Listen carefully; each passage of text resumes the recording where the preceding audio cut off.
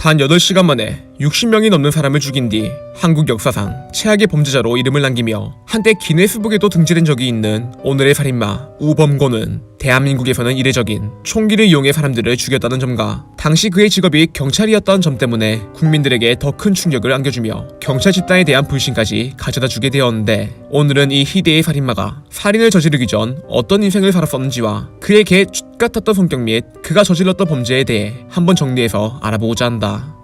1955년 부산에서 태어났던 우범고는 여느 살인마들처럼 개같이도 불행한 가정에서 태어나 뭔가 어렸을 때부터 학대를 당하며 뒤틀린 유년기를 보냈을 것만 같지만, 우리의 예상과는 달리 지극히 평범한 가정에서 별다른 말썽을 부리지 않던 아이로 자라며 당시 경찰로 일하고 있던 아버지로부터 영향을 받아 미래의 경찰관이 되고 싶다는 말을 했었다고 한다.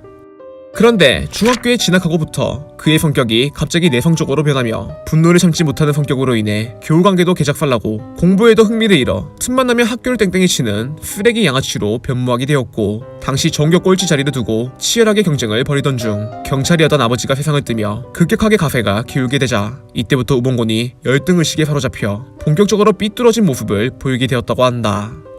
이후 뛰어난 사격 솜씨를 뽐내며 305기로 해병대를 전역한 뒤 사회로 돌아와 경찰 시험에 합격을 하게 되었던 그는 청와대의 경비를 맡고 있던 경찰부대 101 경비단에 들어가 한동안 청와대에서 경호를 맡았던 적이 있지만, 이때 워낙 거친 성격을 가지고 있던 탓에 윗선에서 그에게 근무 부적격자 판정을 내리며 정근을 핑계로 경남 의령으로 자천을 시켜버렸다고 한다.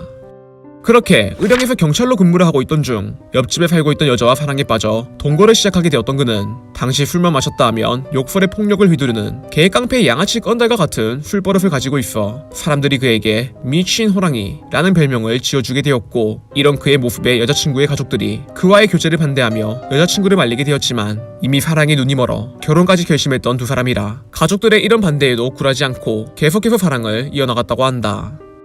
그러다 어느 날 그의 여자친구가 자고 있던 우범곤에게 다가가 그의 몸에 앉아있던 파리를 잡기 위해 손바닥으로 우범곤의 가슴을 때리게 되었는데, 이때 평소부터 열등감에 쌓여있던 그가 못난 나를 모욕하려고 한다 라는 말을 하며 여자친구와 크게 말다툼을 벌이게 되었고, 이후로도 화가 가라앉지 않았는지 술에 개떡이 되어 돌아와 여자친구와 함께 그녀의 언니까지 두드려 패는 만행을 보여줘 이로 인해 동네 사람들이 몰려와 그에게 온갖 쌍욕을 하게 되자 자신을 무시하는 사람들을 저주하며 집 밖으로 뛰쳐나오게 되었다고 한다.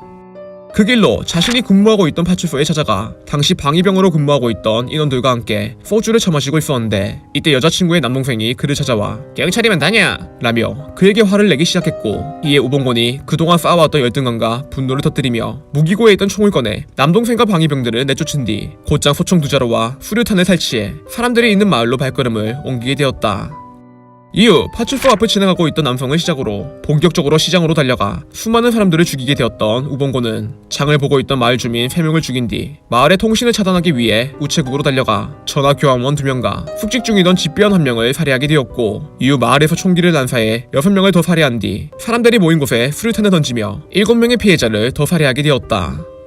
당시 정신이 나갔던 건지 아무 일도 없는 척 태연하게 상갓집에 들어가 문상객들과 함께 술을 마시기 시작했던 그는 여기서도 사람들에게 욕을 하는 추태를 보이는 바람에 사람들로부터 경찰이면 경찰이지 상갓집에서 버릇이 무슨 짓이냐 라는 욕을 얻어쳐먹게 되었고, 그러자 이것에 화가 난 우범곤이 곧장 총기를 꺼내 총 12명에 달하는 사람을 죽인 뒤 급하게 현장을 떠나려다가 이때 갓난아기의 울음소리가 들려오자 아직 안 죽은 게 있어? 라며 다시 돌아가 아기의 목숨까지 앗아가 버렸다고 한다.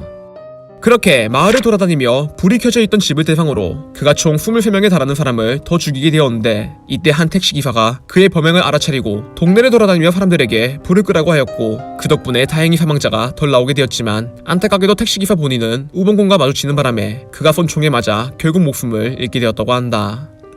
범행 당시 온천에서 술을 먹고 있던 파출소장은 길에서 만난 주민으로부터 우범곤의 범행을 신고받게 되었지만, 그가 이때 이를 무시하고 파출소로 돌아가 이후 총기 난사 사건에 대한 보고를 들으며 총기 현장에 내가 없어서 다행이다 라는 말을 남기고 도망을 갔고, 함께 보고를 받았었던 의령경찰서장도 현장에 도착해 시체를 보고 두려워 도망을 쳤고, 명령을 받고 출동했던 30명의 경찰 또한 우범곤에게 총을 맞을까봐 두려워 마을에 위치한 다리 밑에 숨어 있었다고 한다. 결국 사건의 종결은 경찰의 체포가 아니라 우범곤이 자살을 하며 마무리되게 되었는데, 마지막 살인 이후 6시간 동안 잠수를 타던 그가 새벽 5시쯤 다시 마을로 나타나 평소 알고 지내던 주민의 집에 침입해 일가족을 깨운 뒤 가지고 있던 수류탄 2발을 이용해 본인 포함 총 4명의 사망자를 더 만들며 그렇게 악몽과 같았던 8시간이 지나게 되었다고 한다.